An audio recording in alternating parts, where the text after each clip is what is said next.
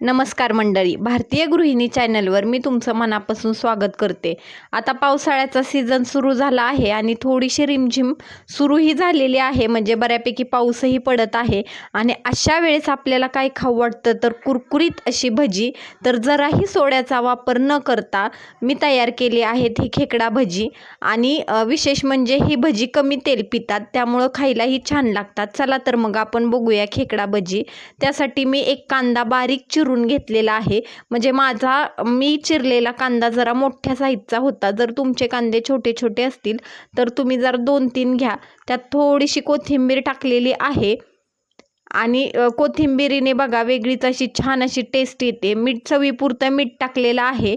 तुम्ही तुमच्या किती भजी करायचे आहेत त्यानुसार मीठ घेऊ शकता. मी किती भजी म्हणजे मी 1 चमचा मीठ घेतलेलं आहे आणि ते मीठ सगळं त्या कांद्याला व्यवस्थित असं चोळून घेतलेलं आहे. कारण काय होतं, म्हणजे त्या कांद्यात मीठ टाकलं की त्याला पाणी सुटायला सुरुवात होते. त्यामुळे व्यवस्थित असं कांद्यालाच मी मीठ एकजीव करून घेतलं. जर तुम्हाला म्हणजे मला लगेच भजी करायची होती म्हणून मी एकसारखं 2 ते 3 मिनटं त्या कांद्याला मीठ चोळत बसले, म्हणजे त्या कांद्याला आपोआपच पाणी सुटलं. पण जर तुम्हाला भजी करायला टाईम असेल तर तुम्ही एक 5 मिनटासाठी किंवा एक 5-7 मिनटासाठी मीठ टाकून व्यवस्थित असं कांद्याला ते मीठ चोळून बाजूलाही ठेवून देऊ शकता. त्याला आपोआप पाणी सुटतं. मग मी त्याच्यामध्ये 1 चमचा तांबडं तिखट घेतलं आणि अर्धा चमचा हळद घेतली आणि व्यवस्थित असा क्रश केला ओवा आणि त्याच्यामध्ये टाकला. आणि आपल्याला हळदीनं व्यवस्थित असा चवही छान लागते आणि रंगही छान येतो. त्यामुळं हळद टाकायची थोडीशी. 1-1.5 चमचा बेसन पीठ टाकलं आणि 2 चमचा मी तांदळाचं पीठ टाकलं. म्हणजे त्या कांद्याला व्यवस्थित असं चोळून आपण बेसन पीठ किंवा तांदळाचं पीठ ॲड करायचं आहे. आणि दुसरी विशेष अशी गोष्ट, भज्याला जरा वेगळी चव येण्यासाठी मी त्याच्यामध्ये आपला जो लोणच्याचा खारा असतो तो 1 चमचा ॲड केला आणि व्यवस्थित असं सगळं हाताच्या साहाय्याने मळून घेतलं. त्यात पाणी ॲड केलं नाही.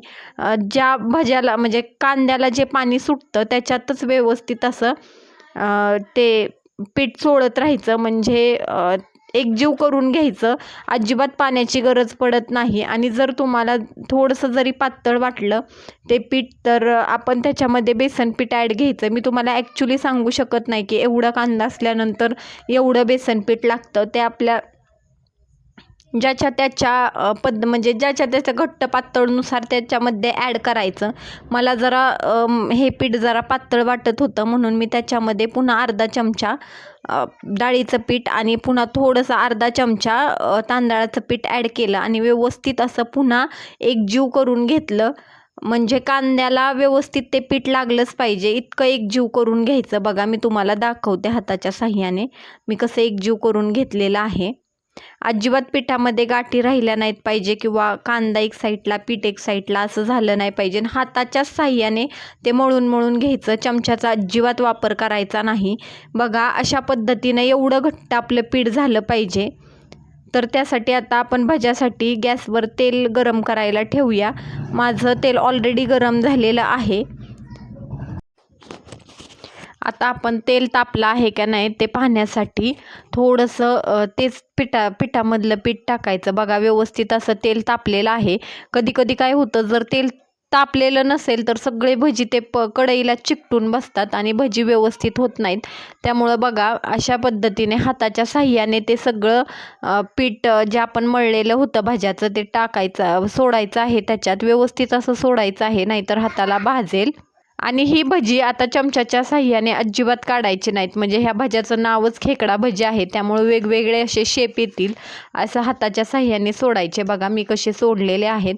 आणि जेवढं तेलामध्ये भजी बसतील तेवढे सगळे काढून घ्यायचे.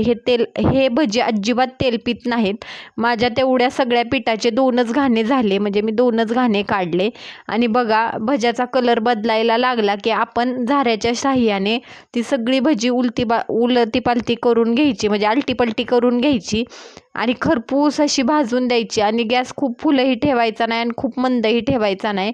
मीडियम आचीवरतीच, म्हणजे मध्यम आचीवरतीच गॅस ठेवायचा.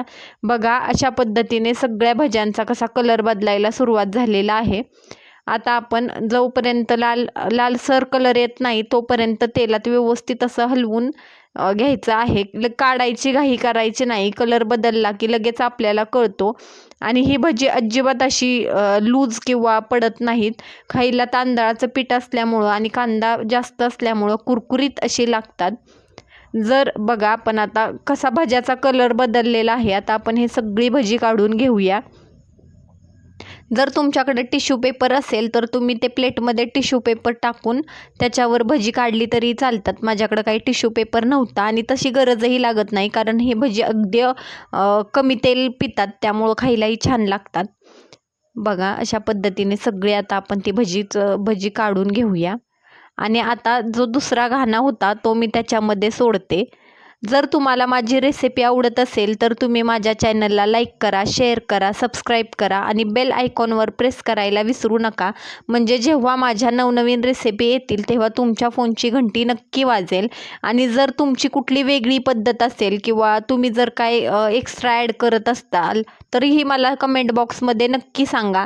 मग आपण ते ॲड करून भजी करूया आणि चवही कशी लागते तेही कळेल आपल्या सगळ्यांना.